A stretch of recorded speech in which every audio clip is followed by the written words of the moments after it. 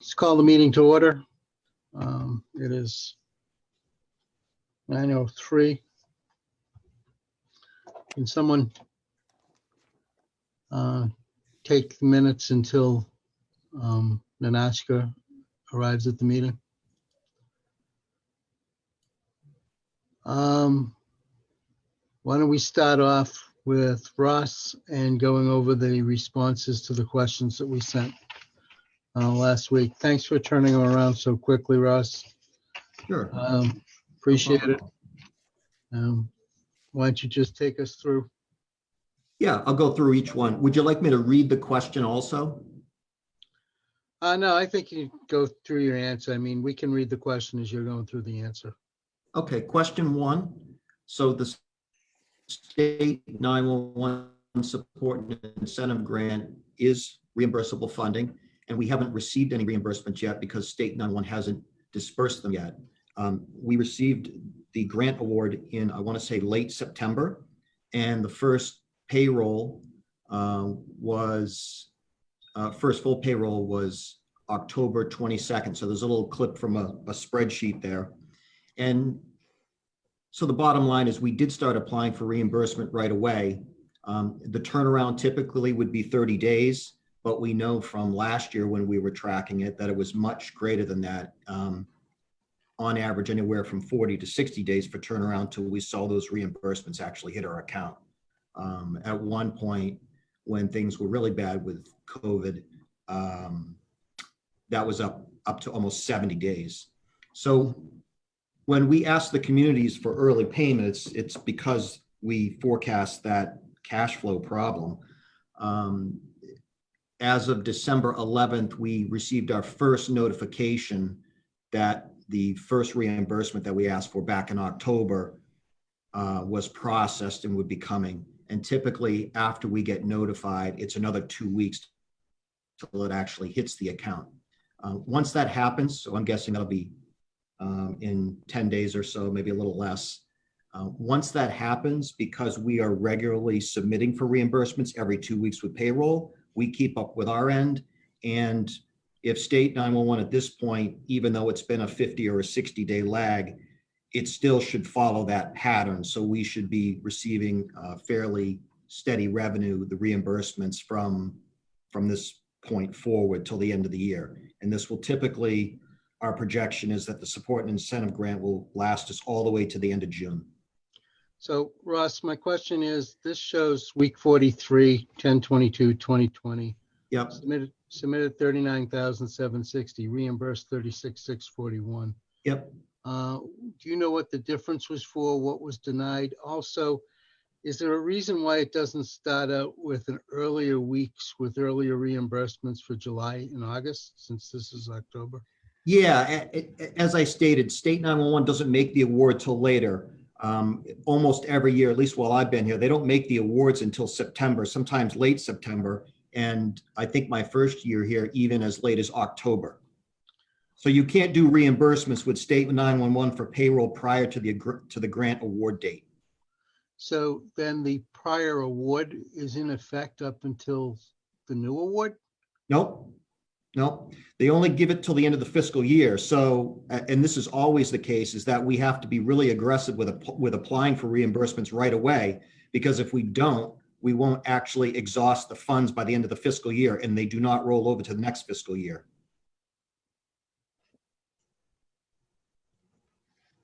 Okay. So every year, basically the district is covering its own payroll from July 1 till the first turnaround of reimbursements from the state.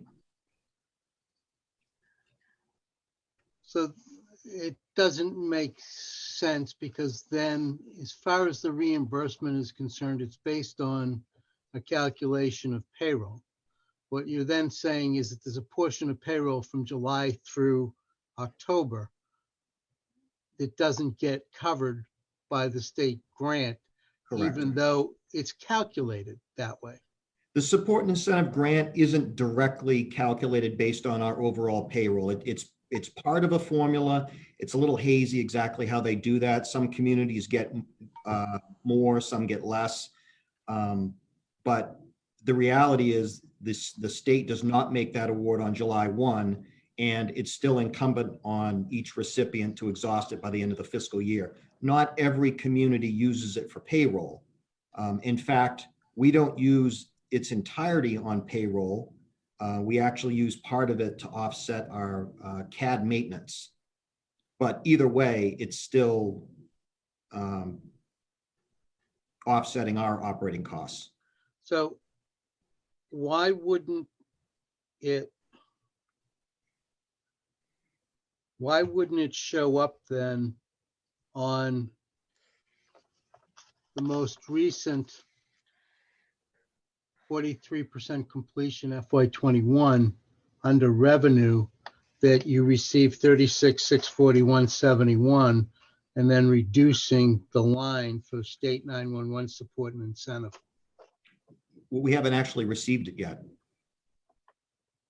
We do, and that's typically. Well, it says here reimbursed. I mean, I take it reimbursed means you got reimbursed for it. Yeah, check the column to the right. So we track what we're notified that we're going to be reimbursed. And then after that, we record a date received. We haven't received it yet. I believe I explained that in the answer, that we received notification that we would be dispersed that amount, and then funds will hit the account later on. Yeah, but this is typical grant funding. I mean, you put in for it and you have the ability to get it. I mean, so I don't understand why it's not booked at the same time. I think that's an accounting issue. Any questions on number one, folks? Nope. Let's move on. Question 2, it was a multi-part, so related to the training grant and the EMD grant, that's a slow turnaround. And related to the second part, a note that we're 43% of the way through FY21 and no activity on the DoD account. So federal fiscal year is different, and so we can't actually invoice them until the completion, which is after September, and it's a long process. And the bottom line is we did finally get that deposit on December 2nd. So do you bill them quarterly? How do you bill them? No, it's annual. The contract is annual. We have to present it as an annual, I guess, bid, if you will, even though we're the only vendor, and they pay it annually. And that's always been the case, but it's a very convoluted process to bill under federal procurement, and it usually takes on order of like 2 months to get our money. Takes a long time, but we did get it. So, but that's paid for from, I believe their year is October 1 on for the feds. So it goes from October 1 to the end of the following September. September, correct. Okay. Was the full amount received? Is that what you said? Yes, the full amount was received. And I'll tell you, it looks interesting, and this will probably open up a can of worms, but the funds that we just received, the end of our fiscal year, obviously different than the federal government. So those funds are actually for FY20's services. But what you see if you look in QuickBooks right now, in our budget right now, you're seeing the amount that we will be billing them for FY21. So that's why the two figures look slightly different.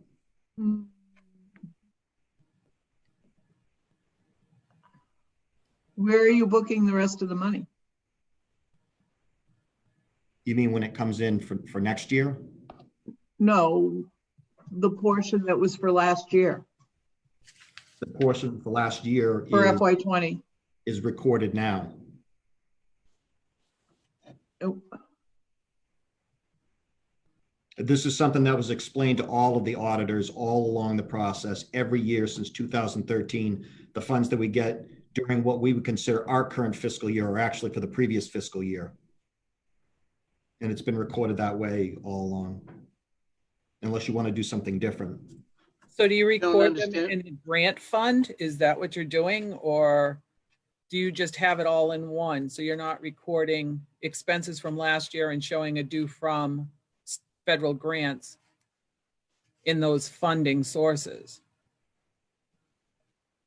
I'm not sure that I understand your question. On the books, are you recording the actual grants in a special fund, or are you just having it all as one lump? It's just recorded as one payment of revenue. It's not really a grant, it's a payment for a dispatch fee, and we're just recording it once, one lump sum. Okay, I'm confused, but all right. Yeah, Just add, when I was overseeing and we were taking in the DOD funding, we would accrue because we were following the GASB, and we would accrue Yeah. for the time period. So even though it was October through September, we would break it out in the respective periods. Monthly But or yeah, quarterly? yes, well, and make sure it went into the right period, given the cross of fiscal years, you know, federal versus our fiscal ending in June. But I know with the Massachusetts, you know, rules that the accounting is a little bit different, or can be.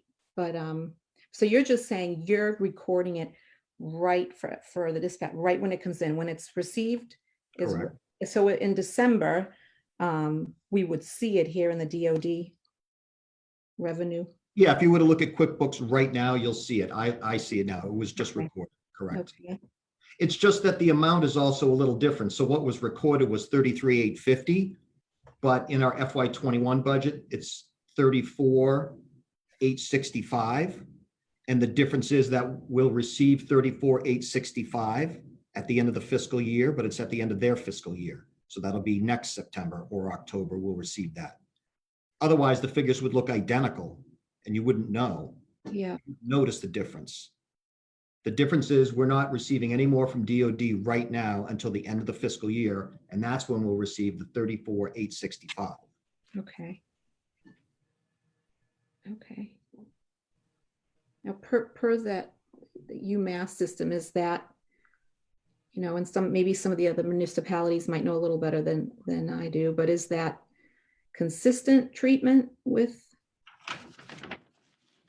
the other, you know, the other grants? Is that, I know we would allocate the revenue to the period that it would. So for October through June, Mhm. it will fall into FY20, even though the payment was received, you know, we would accrue for, make sure that the accrual was in the right periods, and then July, August, September would be broken out or kind of accrued to the next year, made receivable next year. And I don't know if that is a requirement under the Massachusetts. I understand what you're saying, and to my knowledge, neither auditor has expressed Okay. any interest in doing anything, recording it any differently. Oh, okay, okay. And I've already explained this to both auditors. So Yeah, if there's any desire to do it differently, that's fine. But I just say that neither auditor expressed any concern about the way it was being recorded.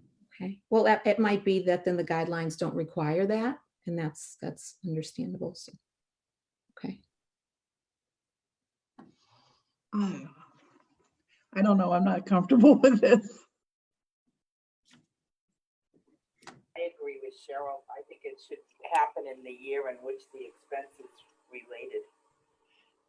And if you had an outstanding payment at June 30, I certainly would expect to see on your books some type of liability showing you're waiting for this money. And so were you really in a deficit of 20,000 at the end of June, or were you waiting for this 30-something thousand and you had a surplus of 14? I don't know.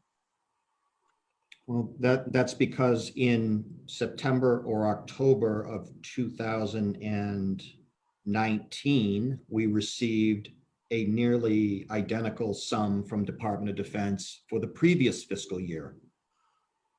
Right. So, And it I was mean, right from the reported in get-go, this should have been. 20. And it carries that way all the way back to FY14. That's the way we've always done it. I don't know. However you would like us to record this, just if it, whatever would satisfy your needs. That's all I'm saying, is that the auditors didn't see any problem with it. If you'd like it done differently, whatever you'd like done. Anyone else have an opinion? Well, I would think you would book it as revenue in the year that the grant relates to. And Yeah. receivable, and as the money comes in, until it's fully drawn down, book it to the receivable in cash when it's received. We accrued for it. I mean, we did break it out by when the, put the revenue in the period it relates to for the fiscal years, not so much when it came in. We were very big on accruals, probably even more so than, I know some of them we didn't technically have to do per the guidelines, but we were doing GASB. So I think it makes sense to try to match it. But, as long as everyone is in agreement.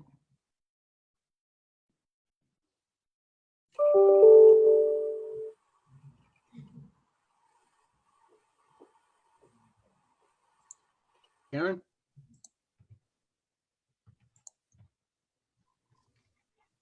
Okay. All right. Next,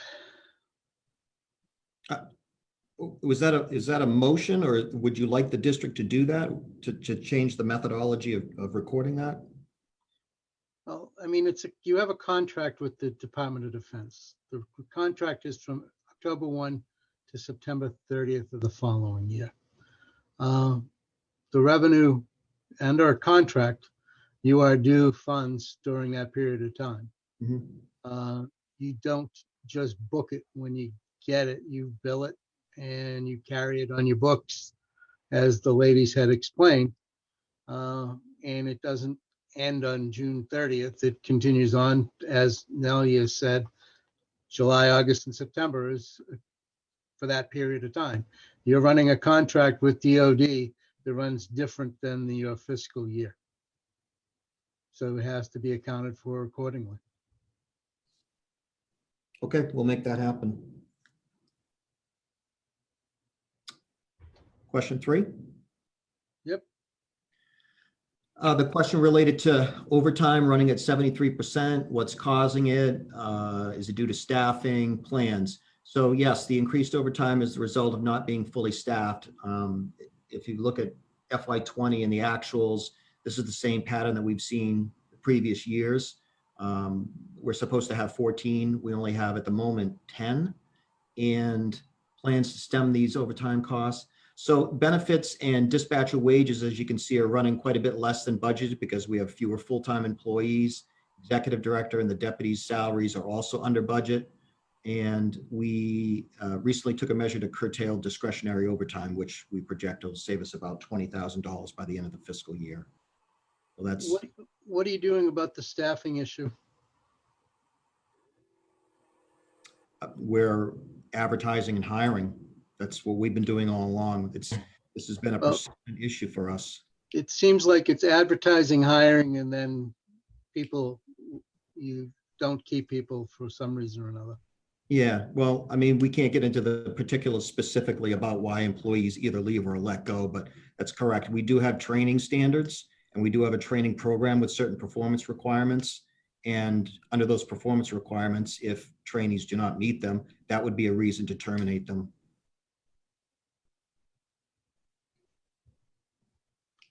How are the standards compared to other regional districts? And are they experiencing the same washout that you are?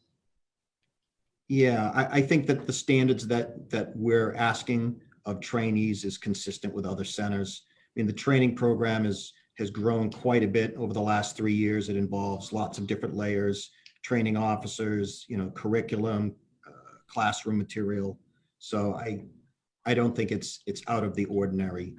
And certainly, I don't think that anyone that's involved in the training program would feel comfortable with requiring or expecting anything less of trainees as it stands right now. So Who does the training, Russ? we have a couple of training officers, and the deputy director oversees the training program. We have a couple of supervisors and some line dispatchers that are certified as training officers involved. So about 5 individuals. I have a I'd like to also mention Mary Beth Bernard, our human resources consultant, said very good things about the training program when she came out to do an investigation earlier this year. So Okay, so you've got some praise for your training program, but you still have people who aren't making the cut, I guess. Correct. And that ends up perpetuating the overtime. Correct. Okay, I think it seriously needs to be addressed. Yes, June? I mean, my mother used to be a dispatcher, and I have to tell you that it takes a special person to be an actual dispatcher. And with all the requirements, I do get, again, you have to have a special person and you have to make sure that they're trained to handle an emergency when an emergency arises. My only concern is that if we're finding that we can't get people, we definitely need to look at that, because with the overtime amounts that we're paying out, I guess my question is how are we going to cover that in other parts of the budget? we should also mention that the people that are going through our training program, some of them are not being terminated. Some of them are quitting voluntarily because they realize that this is not a position for them. Yep, no, that makes sense. I get all that, but personally, it's a matter of we've got to make sure that somehow we're getting qualified people to do this, because I mean that's the whole reason that you're here. And we're doing a lot of things to try to improve our hiring practices. Now we've changed our interviewing to where our supervisors and CTOs are part of our interviewing process. Ross and I, we just ended up getting, we're using a company called Selected Manage to help screen people for 911 dispatch positions. I do a very thorough background check and reference check with all of the applicants that come in. So if you guys have any other suggestions, we also reach out to State 911. Before COVID, they were doing a lot of training. They were sponsoring people to go through a whole bunch of training, and we actually picked up a couple of people from their training programs who did not make it through our training program. And one of them resigned and one of them was terminated because she didn't meet standards. No, I understand that. And technically this is not our end of things. I mean, I would assume that would be taken care of under operations. That's what they're there for. My concern is that if we can't get qualified people to stay within our budget and we're going to have to be paying a ton of overtime, where are we going to come up with that money to fund this? Right. So we're paying the overtime, but what we're not paying is a proportion of it in salaries and benefits. So if you look at the bottom line for that category, you'll see that we're running under, as we did last year. You see that the dispatcher wages and benefits ran under. So But are we even going to have last enough year- money there to cover it, to offset it? That's my only concern. Yes, we do. So last year, I think we ended about 1% under, and that's what it's looking like this year for projection.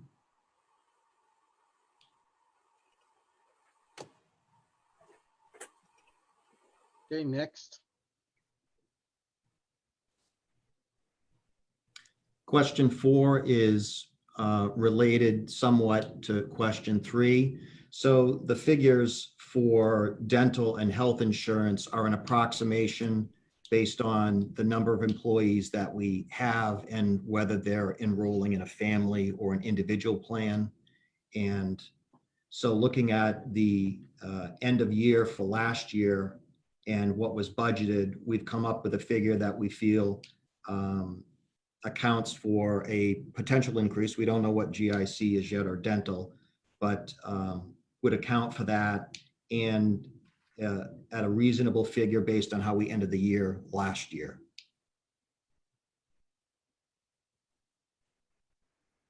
Are you figuring that on current staffing levels? Yes. Okay, what if you actually, We're projecting for one more. At this point, it's not realistic to to assume that based on our past history for advertising, training, and who's actually made it through the program, that we're going to significantly increase staffing. We may get to 12, but certainly not 14, which is what we're budgeted for. And based on how we ended last year and where we're at right now, we're presenting the figure that you see. How many full-time staff do you have? Right That's, now, line staff 10, and the deputy director and myself. okay. How many part-timers do you have, Ross, or do you just pretty much go with full-timers? We don't have part-time employees. Have you thought of that going towards trying to fill seats? We did explore it at one point during the first 4 years that the center was open. They tried using part-time employees. Part-time employees are technically covered by the contract, so they're actually collective bargaining members. And based on the number of shifts that part-timers would conceivably work, they weren't able to keep their skills up to be proficient at the job, based on whatever their other full-time work was. So that was primarily the issue. Other things being whether part-time employees are eligible for forced overtime and that sort of thing, which they weren't. So it's mostly the reason why we don't have part-time employees. And I guess the last issue is the amount of effort it takes to train a full-time employee. Why would we train a part-time employee who would then leave and go somewhere else for a full-time job?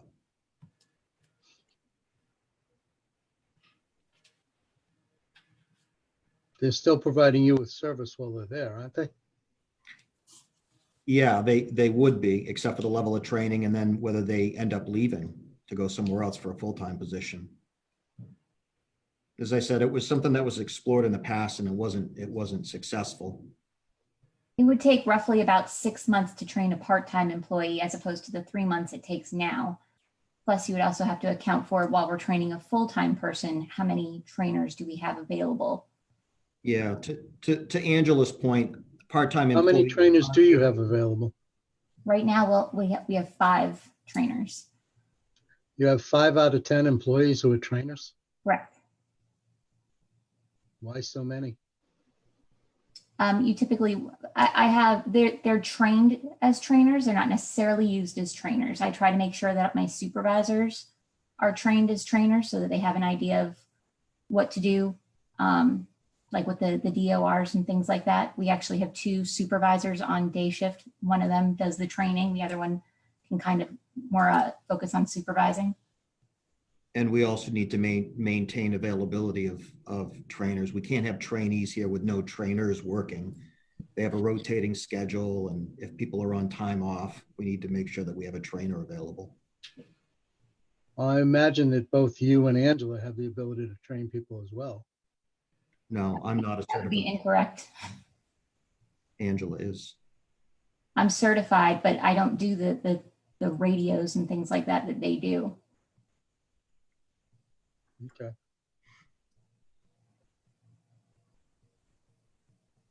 Any other questions on this one?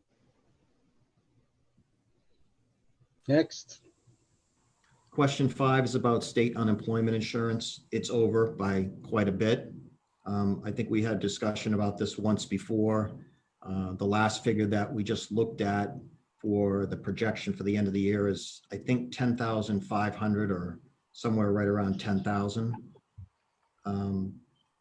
We've accounted for that in what we're presenting as a proposal for FY22, and it's been decreasing quarterly, but it's not going to drop off as much as we had anticipated. We had a discussion with folks there, Angela did several months ago, about the formulas that they use to calculate the quarterly figures, and it just hasn't dropped off as we had anticipated that it would.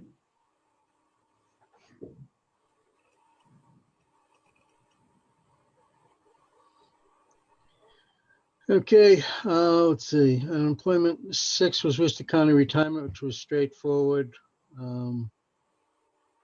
782 was just due to the fact that the whole invoice wasn't paid. Correct. Legal and insurance, you paid the premium, so there's $1,279 surplus. Correct. Under human resource finance staff line, human resource support. HR supports entails services at an as-needed basis by the district. It is not a fixed cost at this point. So what's driving it? The need, so we had HR come in and do a class for us on harassment and discrimination training. We had them come in and conduct an internal investigation for us about a matter. Mhm. At this point, we don't foresee anything else for the rest of the year, but as it states, it's on an as-needed basis. Okay. Under, I guess we're up to nine now. Mhm. So I can speak about this. We have budgeted more for FY '22. There was a cost there for CGIS equipment, $730. That's actually been moved to a different line item. And I think there's a question about that later. It's new, and it's something that was brought to our attention during an audit of a CGIS audit, that we were required to have an agreement, maintenance agreement on some equipment. There were unexpected startup costs with this new program. We talked about it last year, and that we added to the budget, e-dispatches. This is something that all of the fire departments utilize.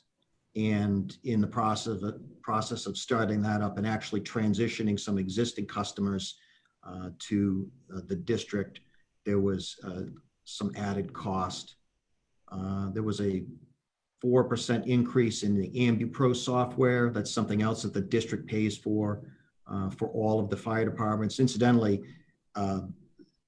this would end up as a decrease for them because we're taking the cost on at the district level. And let me see. Wasn't that, Russ, isn't that what we talked about last year that we said we didn't want to take on as a district?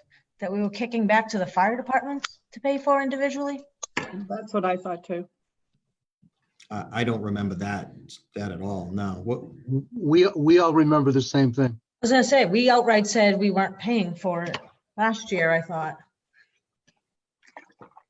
Are you sure that it was the e-dispatch software? There was some software that you had said we were taking on, paying for each department. And we had decided that it was supposed to be the department's responsibility, not the center's. Is this the same software that we're talking about now? Well, what you're saying, if it's in regards to e-dispatches, is not my understanding at all. No, but the AmbuPro I'm talking about. AmbuPro, I don't recall that conversation either, but AmbuPro is something that the district has paid for since 2015, perhaps. And it really doesn't matter, I think, from the district's perspective, who pays for it, just pointing out that it would be a cost saving to local departments, and there is a little bit of economy of scale by having the district pay for it. But beyond that, if the desire was to have the district discontinue these services, that cost would be pushed back to local fire departments and reflected in their budgets. Isn't this similar to what you did with the phone system by bringing all the phone lines into the district as opposed to having the others pay for it, and it increased your budget, but the towns that year didn't supply you with any additional funds to cover it? Well, I mean, the decision about how the phone system was previously managed, that's certainly one way of looking at it. It's whether services are paid for and managed at the district level or the local level. And in particular, I mean, the CAD system is a great example of that.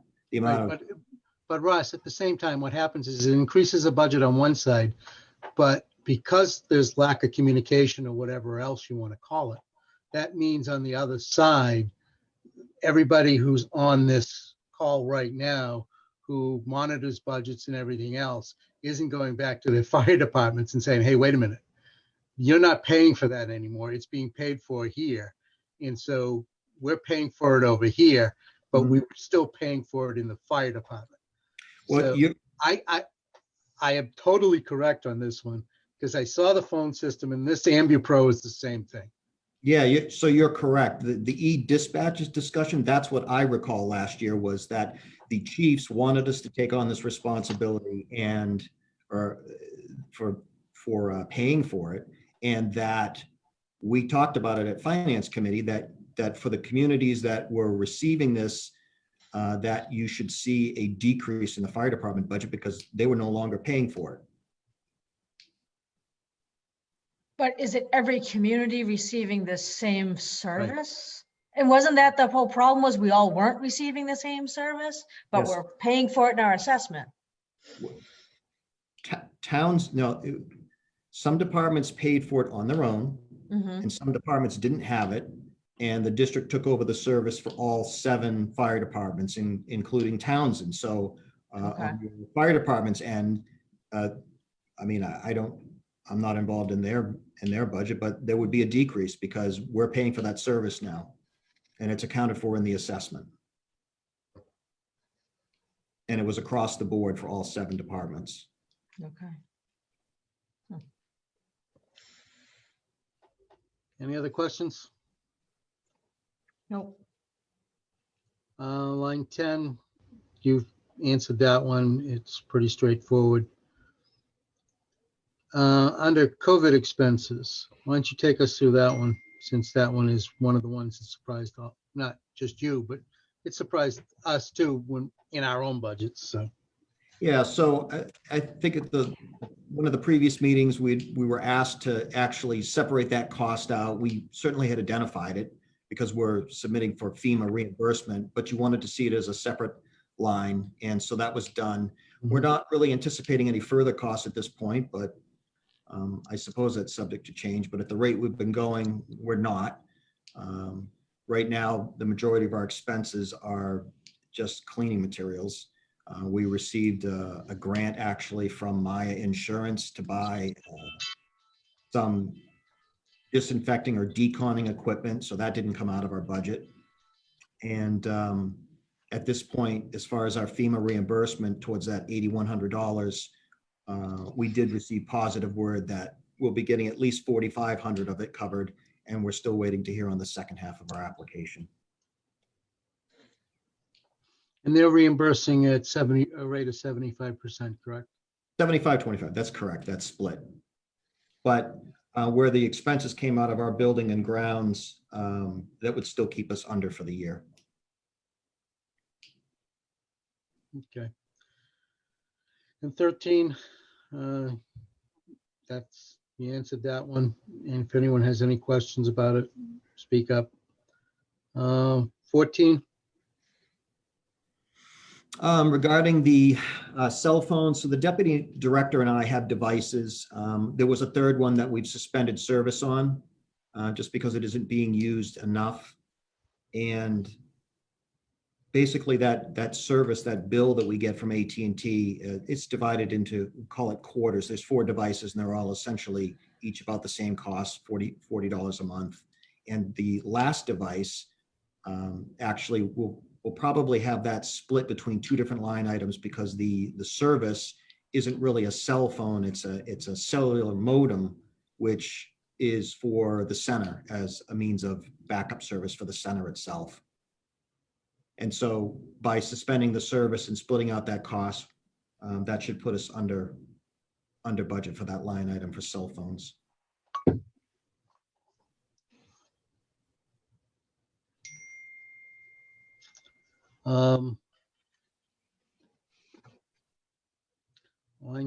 question number 15. So 15 was about reserve and the capital account. So it's $80,000 total, actually. 35 is the contingency, or I think we now commonly are referring to it as a capital reserve. And then the 20,000 is for operating and 25 for salary. There was a question about why the salary reserve. These different reserve categories are kind of the boilerplate when it comes to the financial part of the district agreement and the original legislation that creates dispatch districts. I could cite you examples of where at least I feel the salary reserve may come into play, but I think you could read my response there.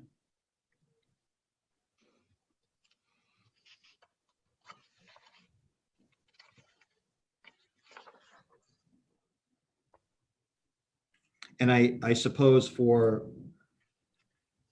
food for thought for the FY22 proposal, whether there's a need to maintain those in the amounts that have been previously budgeted, it really hasn't changed, but I think so now more than ever, because we're looking at cuts to other places in the budget and much slimmer margins. And so I think a need for actually having reserve is more important.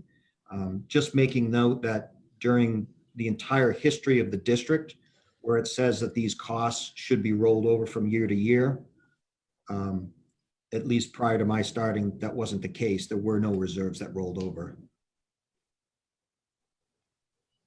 Yeah, I remember going through that whole issue. Any questions? Maybe I missed it last week. Was the contract settled for fiscal 22 for your dispatchers? There Do is they no have- FY22 contract right now. Their contract expires June 30th of this year. Okay, they're just a year long. No, it was a 3-year. Remember, we had a very large retro. Oh. It took quite a while to get it signed. So in fact, even though it was signed last October, it's expiring June 30th of next year. And I believe a negotiating committee set up. I don't know that they've met yet, but I don't know whether they'll have it done by the end of the fiscal year or not. And I have no idea what's being discussed as far as wages or anything like that. Well, I would strongly urge that they not take 2+ years to settle a contract. I hear you. Before we get on to, so this is all refers to FY21, everything we've done up to this point. So the question then becomes, is there any significant change? Are there any questions on the FY21 43% completion documents that Ross sent out?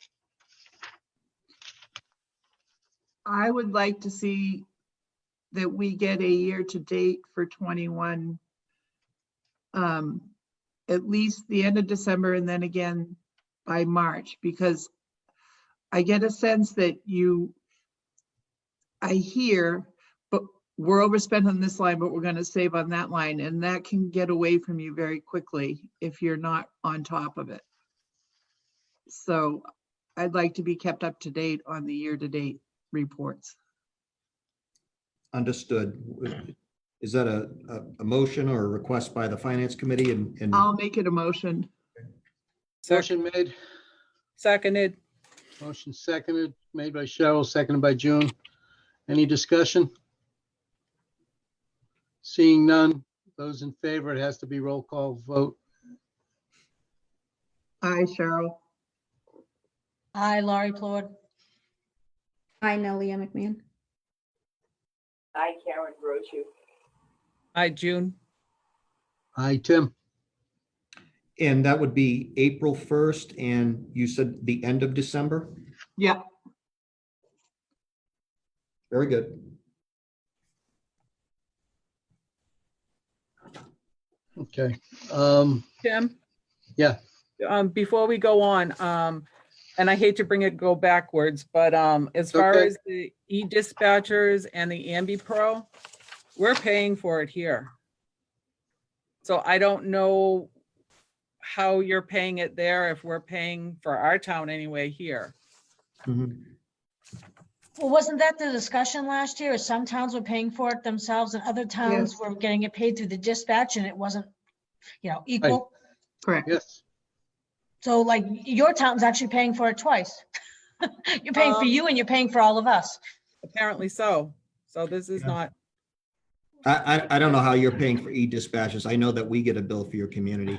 As far as AmbiPro, the district pays a level service, which is equal for all communities. And some communities have chosen to enhance their service with some additional features. I'm aware of that for AmbiPro. That's been the case for a while. So when we look at the billing that we get, it essentially says the same service for all 7 communities. So you're probably seeing a much smaller bill than what we see, or something different, because it's additional services that one community chooses to get over another. Okay, I'll check with my chief. What is the basic service cost per community that you're paying For which for service? AmbuPro? What would be our portion if you're paying ours? I have to look back. I want to say it's on the order of $1,000 a year per community. Okay. I'm paying $570 a quarter. You get a lot more features. Wow. Well, we better anyway. Yeah, there's much greater history to the AmbiPro portion of it. That's been going on, I want to say, since 2015. There hasn't been any significant change in that service or the way that it's been delivered since then. The e-dispatches is the new program, but AmbiPro has quite a bit of history to it.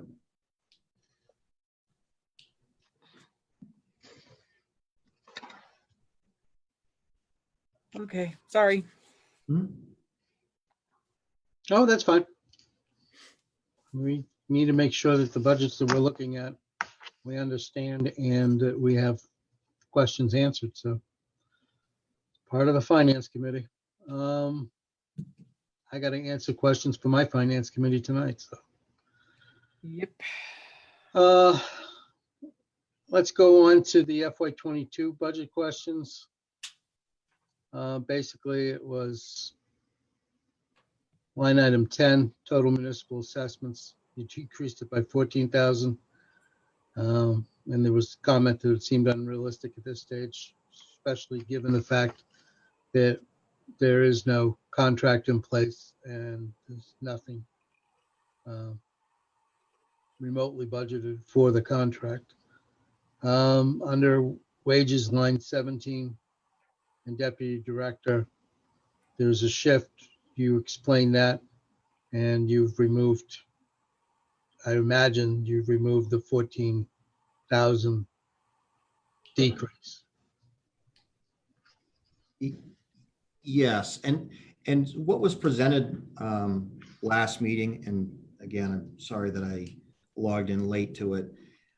I think at that point, and this will come up in a couple of the questions which you've asked, there was a discussion about a few significant items. There was a significant cost that we're anticipating for FY22 and where we might make some significant reductions in other areas.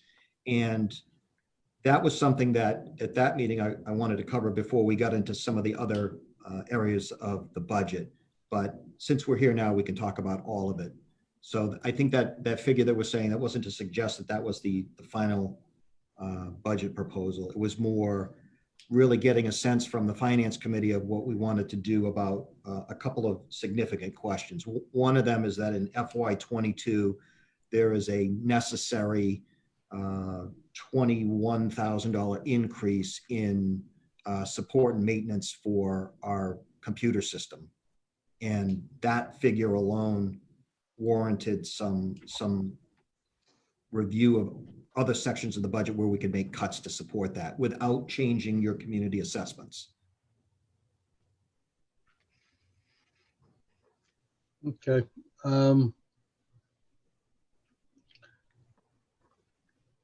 Since he's answered these questions, I'm just going to go down, and if anybody has any further questions with regards to the answers going through it. We've gone through 1, 2, number 3. Are there any questions? Number 4.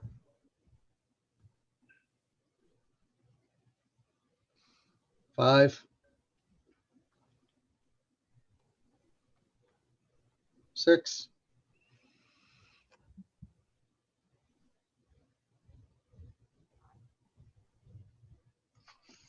7.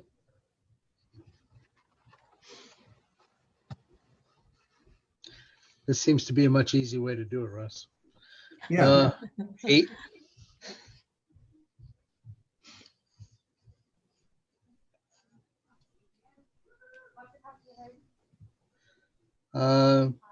9.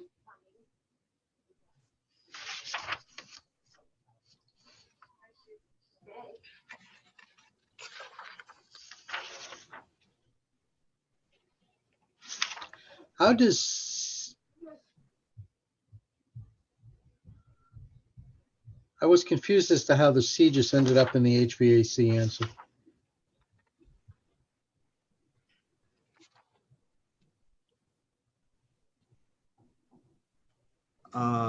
Where are you seeing that? In question 9? Yeah, question 9, you were expecting $4,000 decrease in line 60, HVAC maintenance and inspection. Why? And then when you turn it over to the answer, the bulleted answer, we have budgeted more for FY22. One cost $730. Prestigious equipment has been added to its own line item for next year. There are some unexpected startup costs. Something's out of order in the way that it printed or you're seeing the document.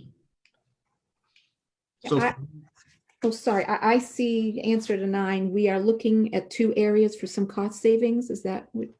yeah, Yeah. In FY22, when you discuss the tweaking the HVAC service agreement and doing it kind of as an as-needed basis. It might have been, yeah, it might have been the sorting or the. Okay.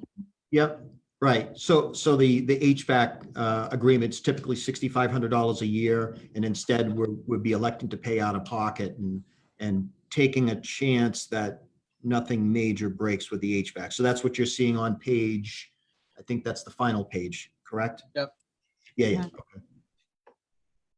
Number 10.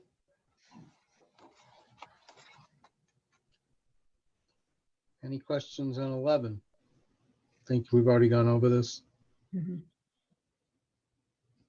12. And if I may, 9 and 12 were really some significant areas for cost saving, keeping in mind there is some element of risk there, where, for the history of the center, almost every single year, we've had that security of having, service agreements in place. Now it does present a slightly different risk with those systems by not necessarily having the level of service that we had in the past, but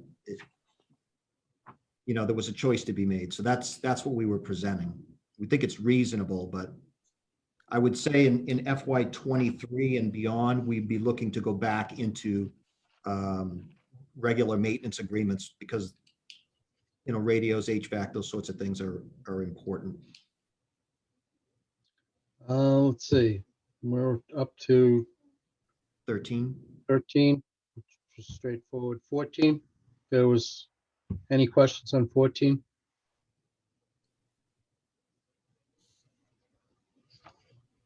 $15, software programs updates.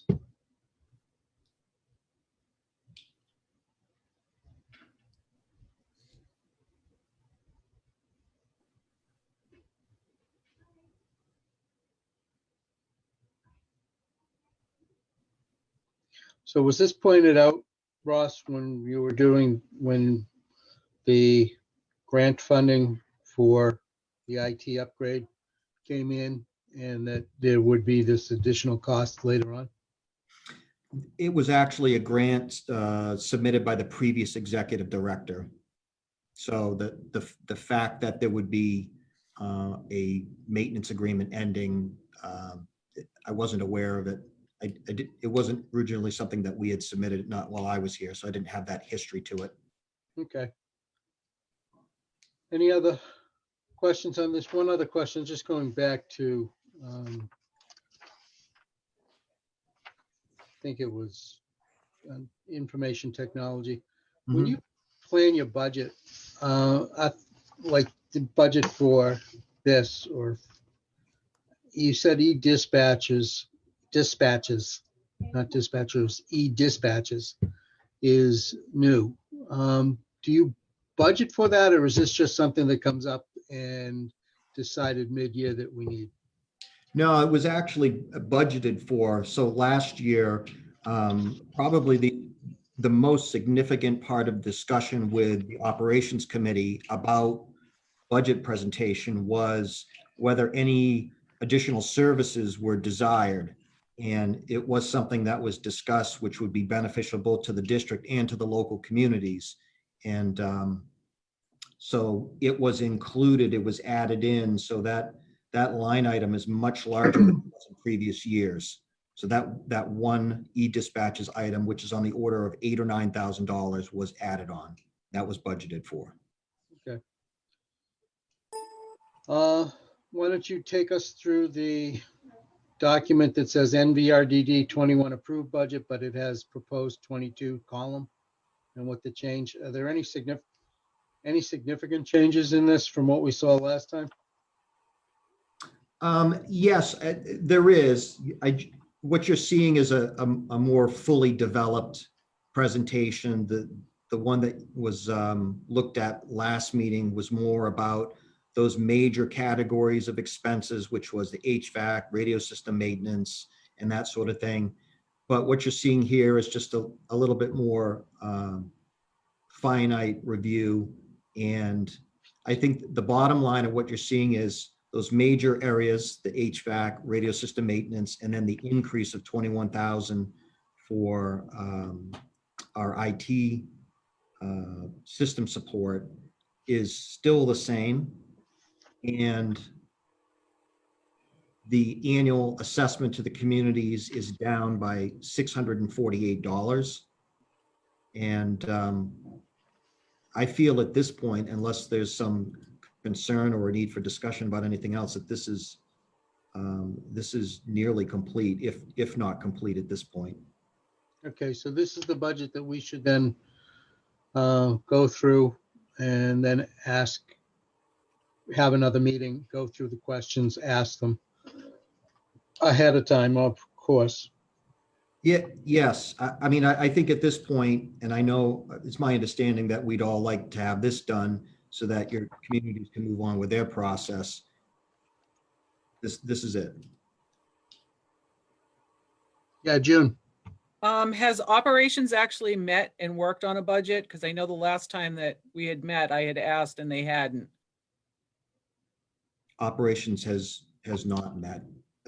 Historically, they haven't. Last year was probably the most involvement that we've had, which was discussions at, I want to say, at least 2 meetings about types of services or programs.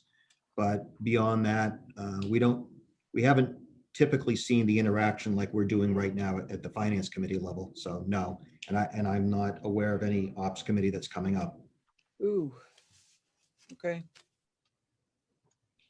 I mean, I'm not sure that I could to speak more diplomatically about it. This is just the nature of the process, the way that it's worked. And the finance committee is very structured, meeting frequently. And I know that you folks want to get this done and have something ready for your towns by January. So, and the last 2 ops committees meetings have been canceled. Okay. Okay, so what we've got then is a situation whereby when ops does their thing, then you just blame us. Jesus. You're not smiling, Russ. Oh my God. What do you mean when ops does their thing? Well, when ops finally gets together and says, oh, we want to see this, this, and this, and you say, hey, guys, FinCom's already done their thing. Go talk to FinCom. Usually what I say is that the district has already set its budget and it's been approved. All right. Gotta have a laugh someday. Are you all set for the snowstorm as far as bringing in dispatches and stuff? Yeah, we are actually. Yep. Yeah. Does anybody have any questions? And we need to set a date for the next meeting. I am not ready to meet next week, and the following week I'm taking some time off. So if we could look at the first week of January, so that we could. Could I just ask, the 21.5 you're adding in for hardware and support, do you have a company that's doing that support? But it's the one that's doing it now, the one that was involved in the original procurement of the Dell equipment. It's the same company. Okay.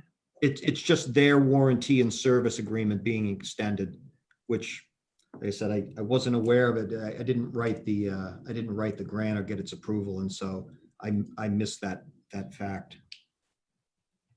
So how are we paying for it prior? It was part of what came with the new equipment. Correct, Okay, okay. correct. Well, thank See, you. I actually read this stuff.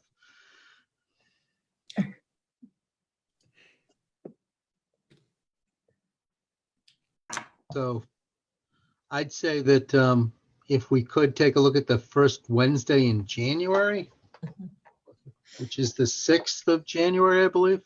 I have to flip my calendar. And I'd like to flip it quickly because I want to get out of 2020 and see what 2021 brings. Oh, exactly. Not so sure how much you want to rush into that. That Cheryl, you're always a Wednesday the voice of 6th? reason. How come? I can't do the 6th, but I don't want to hold, I definitely don't want to hold it, the budget review up. Well, could you take a look at things and then send questions and then we can include those questions? Sure. Yep. Thanks. Mhm. So is the 6th okay at 9 a.m.? Works for Yep. me. Fine with me. Lori, Yes. Aaron? Yes. Okay. What I'll do is I will put an agenda together. I will send it out so that we don't have any agenda issues like other boards and committees have. And we'll get it done early, and we'll just embarrass the admin board that we know how to post meetings and they don't. There we go. You can Ross? tell Orlando I said that, Cheryl.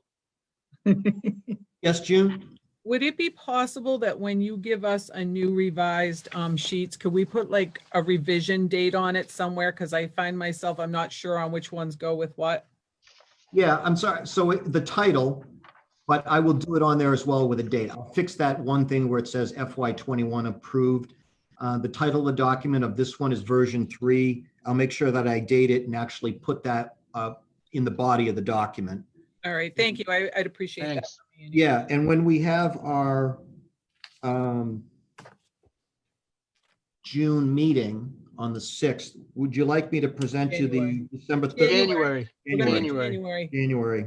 Would you like me to present you the December 31 budget actuals? That would be Yes, great. please. Yes, Okay. Yes. wonderful. And I should mention I can change my appointment. This one, there's one I can't, this one I can change, so I should be there. Thank you very much. Great. Well, if there's nothing else, it's a motion to adjourn. Second, All in favor? Happy Aye. holidays, everybody. Happy Bye. holidays, everyone.